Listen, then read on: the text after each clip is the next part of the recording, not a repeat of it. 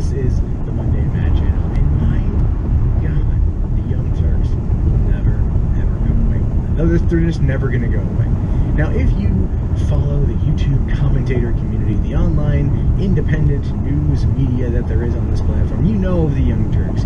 You know of Cenk Uygur, the great brown buffalo, and all of the nonsense that generally tends to stem from the organization that denies, at least until recently, that the Armenian genocide ever took place, even though they named their organization after the group that committed said atrocity. Here we are, looking at an article where they're going to raise, or they did raise 20 million from Jeffrey Katzenberger's Raycroft.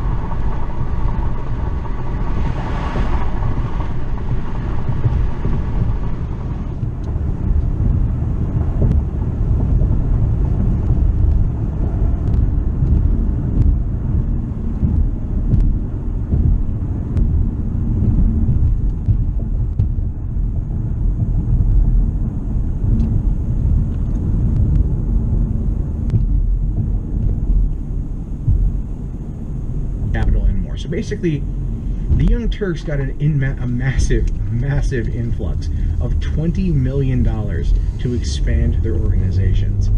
This, my friends, is pretty damn sad, because the Young Turks are not about actual news at this point. They're about activism, and they're masquerading as journalists, and you cannot do that. That is unethical. But of course, Cenk doesn't care, because now he's got $20 million to do with as he pleases. So it says here that the parent company of Progressive Digital News Network, the Young Turks, co-founded by online host and political activist Cenk Uygur, has closed a $20 million funding round. Political activist, right? Notice how it says the Digital News Network, but it doesn't say that Cenk himself is a journalist, that Cenk himself is a news anchor, but that he's an online host. I would like to argue that I believe I have more ethical credibility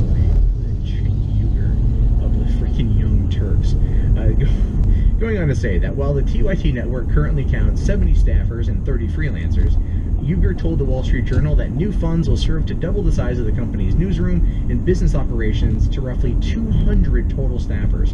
In addition to hiring more journalists, TYT is seeking to build up.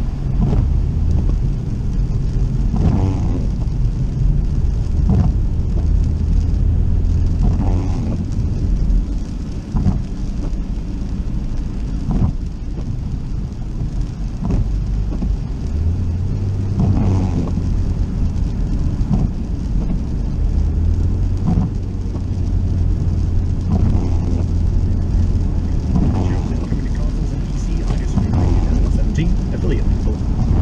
Hey, what's going on, everybody? My name is Matt Jarbo. This is $3 Theater, and we're getting a little bit of rumor about what to expect from the reboot of Hellboy. Neil Marshall's R-rated Hellboy was called Rise of the Blood Queen. Now they dropped that subtitle and it's just Hellboy. I mean, by the time the movie comes out, which will be fall of next year, you know, Hellboy, the original, will have been almost 14 and a half years old. So, yeah, you could probably just get away with that. Me personally, and I've said this before and I'll say this again, I would prefer them to, you know, just continue the story, give us Hellboy 3 proper, and then go from there. But I understand. I understand why they didn't do it. It's Hollywood. I get it.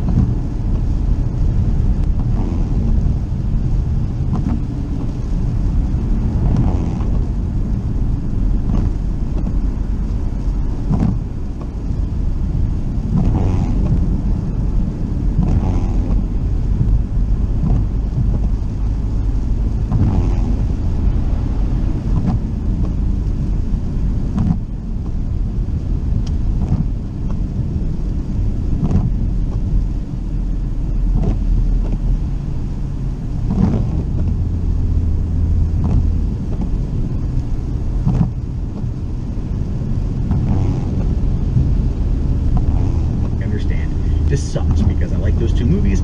I like Guillermo del Toro. I like Ron Perlman. I love me some Doug Jones, Selma Blair. I would love to have seen it.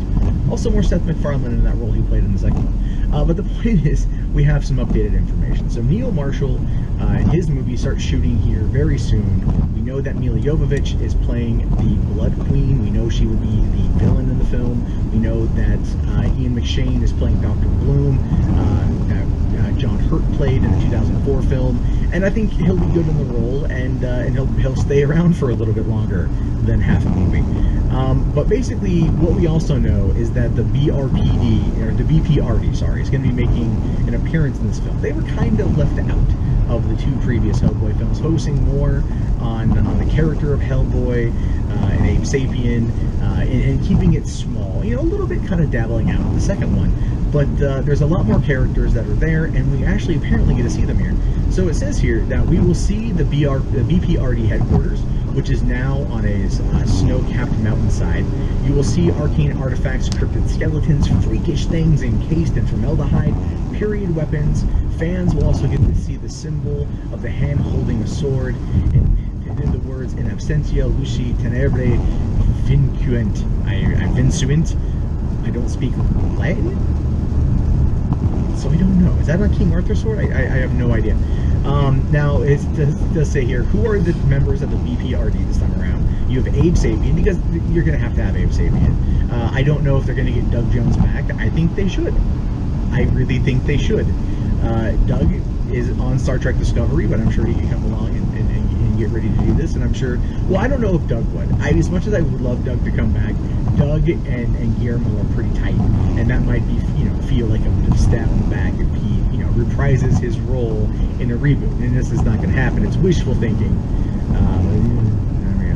You got Alice Monaghan, who can hear dead people, and she will also use the spirit rack. Major Ben Daimio, a rugged military type with cold, calculating eyes, close cropped hair, and 3 jagged scars right across his grizzled face. Has a cool transformation, which won't be spoiled here. Other characters include the Gruagach. I have no idea how to pronounce that. A fairy.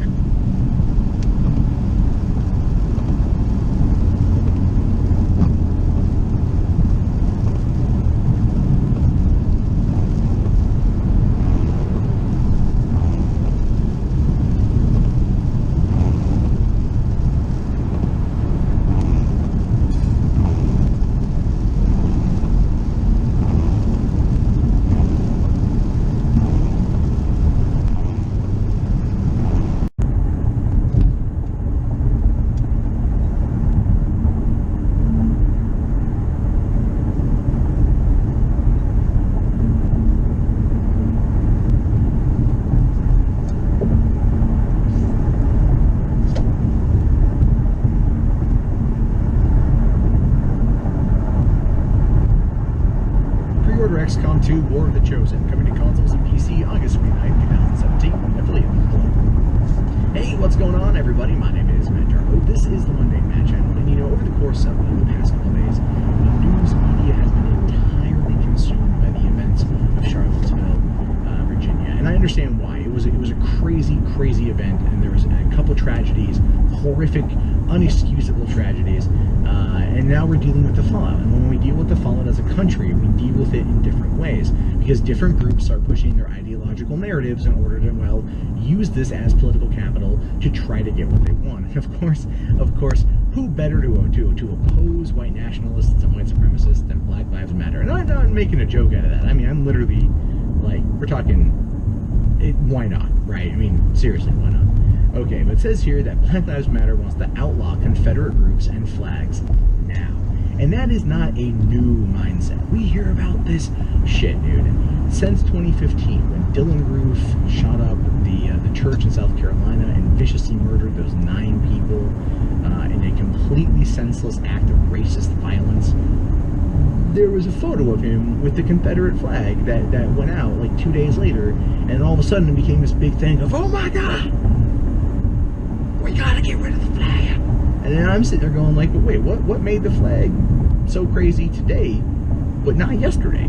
I don't understand that. Like, you were selling it yesterday just fine, and now all of a sudden everyone's all fucking up in arms about it. You want to take it down. It's one of the things I criticize for this outrage culture we have in this country. There are plenty of things to get upset about in this country. There are plenty of things to actually get outraged about in this country. But when it comes to outlawing something that is stupid as a Confederate flag, who are they? They've come here to see me.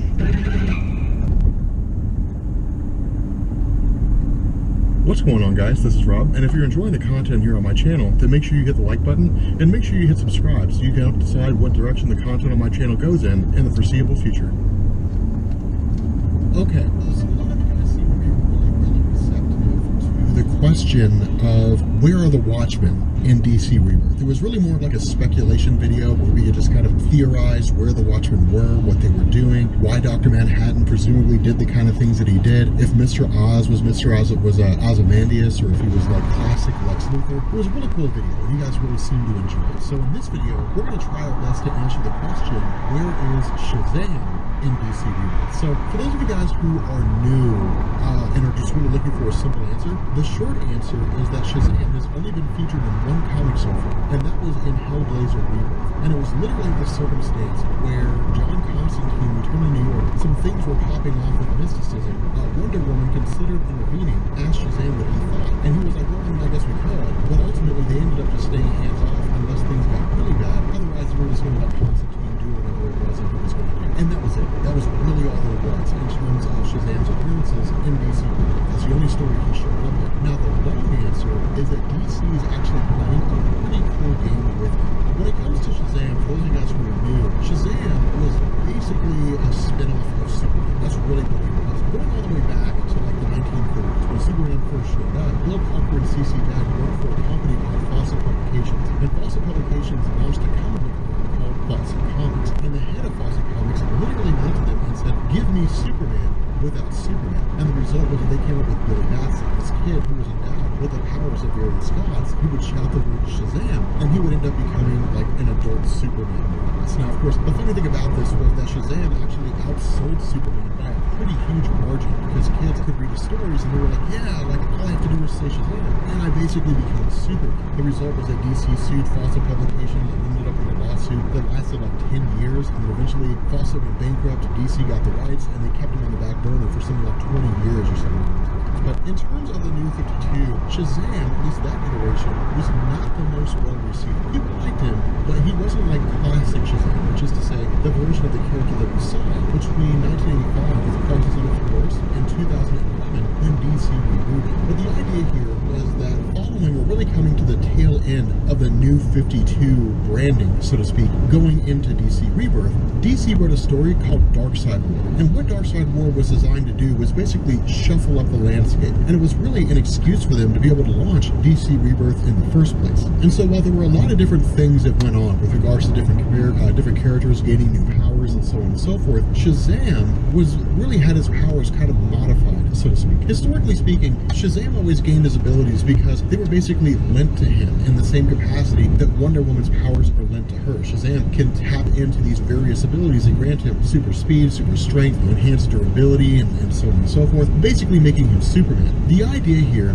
was that with Darkseid War, what DC did is they came back and said that's actually not the case. Instead, what happened was that when Shazam originally got his powers, or at least when he got his powers during the New 52, what had basically happened is that he was literally implanted with gods. Those gods resided inside of him. But during the events of Darkseid War, when Darkseid was killed, those gods died. And so what ended up happening is new gods were put inside of his body, which is why it was given to us that Shazam had a new host of abilities, because he had new gods given to him. It wasn't the traditional gods that we knew. Now, following the, I think it was Darkseid War, Shazam #1, what ended up happening after this is that we never saw him again. Now, one thing to keep in mind is that Shazam has not had a solo series since like 1993, I think it was, aside from the New 52 run. And that one was pretty short-lived. For the most part, he just appeared in other people's comic books, and that was really about it. But the fact remains, with regards to where he is, there was an interview that Jeff Johns did in May of 2016, I think it was, and he actually addressed a whole bunch of journalists. By this point, I think it's kind of common knowledge, but the idea was that he basically said the whole purpose of DC Rebirth was to go back through and to essentially roll out stories in a way where people weren't getting them all at once. And Shazam is part of that. Shazam is going to get his own solo series. That's actually going to happen sometime, I think, next year, or maybe it's this year. I can't remember off the top of my head, but he's going to get his own solo series. He's going to go back to being in the limelight, and we're going to find out what he's been doing, everything that's been going on. Presumably, he's been learning about the new powers that he has. He's been learning what his role is as a superhero. The biggest issue with this, and one of the reasons why a lot of fans express frustration, is because DC has played it pretty close-knit in terms of continuity, which is to say, there will be stories where Batman will be fighting some villain, and the question will be, okay, well, where is Superman? Why don't you call him Superman? Well, Superman's off doing this. Superman's off doing that. I could call him the Justice League, but the Justice League is off doing this, the Justice League is off doing that. Wonder Woman's the exact same way, the Flash, the whole 9 yards. All the main members of the Justice League, and even other superheroes that exist out there, have opportunities in their own solo stories where they can call in their teammates, but they don't, because they say, well, I mean, I want to handle this on my own. That's never happened with Shazam. There's never been a story that I'm aware of so far where anybody's ever said, well, why don't we call in Shazam? And somebody says, well, because Shazam's off doing this. He literally vanished. If there was no interview that indicated DC wanted to do anything with him, you would have thought they just canceled his character, because nobody knows where he is. Now, in terms of the whole plan that DC has, when the New 52 first launched in 2011, for the most part, it was a